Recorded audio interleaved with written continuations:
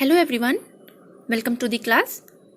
Last class में हमने fundamental of research के बारे में पढ़ा था और आज हम फंडामेंटल एनालिसिस का बहुत इंपॉर्टेंट पार्ट इकोनॉमिक एनालिसिस के बारे में डिस्कस करेंगे।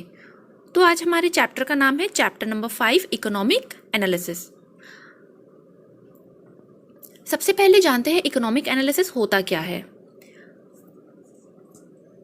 इकोनॉमिक एनालिसिस का मतलब होता है इकोनॉमी को एसेस किया जाना। ओके, इकोनॉमिक एनालिसिस में इकोनॉमी को एसेस किया जाता है उसके स्ट्रेंथ और वीकनेस को माप करके। जहाँ पर बात इकोनॉमिक्स की आ गई है तो जानते हैं कि इकोनॉमिक्स होता क्या है, मीनिंग ऑफ इकोनॉमिक्स। तो चलिए, हमारा फर्स्ट पॉइंट है यहाँ पे मीनिंग ऑफ इकोनॉमिक्स।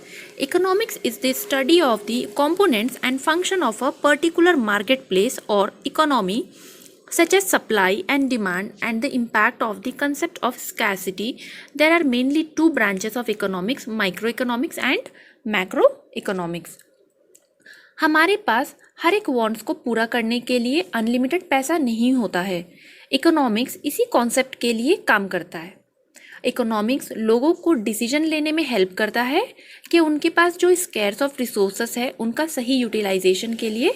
इसी तरह हर बिजनेस, कंट्री एंड गवर्नमेंट भी इसी सिचुएशन को फेस करता है। इकोनॉमिक्स की हेल्प से ही रिसोर्सेस को सही से एलोकेट किया जाता है। इकोनॉमिक्स के मेनली दो ब्रांचेस होते हैं, एक है माइक्रो इकोनॉमिक्स, दूसरा है मैक्रो इकोनॉमिक्स। इसे हम नेक्स्ट टॉपिक में जानेंगे। तो macro economics and micro economics देखिए, principles of micro economics and macro economics. Microeconomics is the study of individuals, households and firms' behavior in decision making and allocation of resources. Microeconomics में एक छोटे unit की व्याख्या की जाती है, मतलब एक छोटे यूनिट की स्टडी की जाती है। यहाँ लोगों की चॉइसेस के बारे में स्टडी किया जाता है। Okay, for example wages, labour, supply of goods, ये सारी चीज़ें माइक्रो इकोनॉमिक्स में आती है। अब देखते हैं चॉइसेस को इन्फ्लुएंस करने वाले फैक्टर्स कौन कौन से होते हैं और कैसे उनका डिसीजन मार्केट में गुड्स की प्राइस, डिमांड एंड सप्लाई को इफेक्ट करता है। तो ये सारी चीज़ें जो है माइक्रो इकोनॉमिक्स के अंदर आती है। अब है macro economics. Macro economics is the branch of economics that deals with the structure, performance, behaviour and decision making of the whole और एग्रीगेट इकोनॉमी।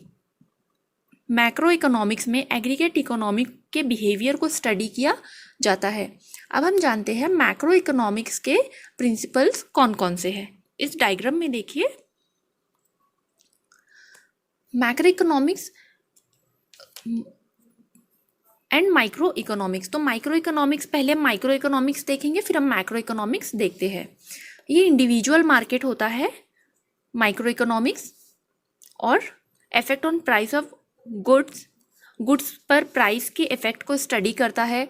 फिर individual labour market, individual consumer behaviour and supply of goods को study किया जाता है।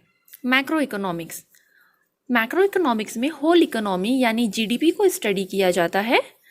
Inflation, general price level को major किया जाता है। Employment, unemployment ratio, aggregate demand और प्रोडक्टिव कैपेसिटी ऑफ इकोनॉमी को स्टडी किया जाता है।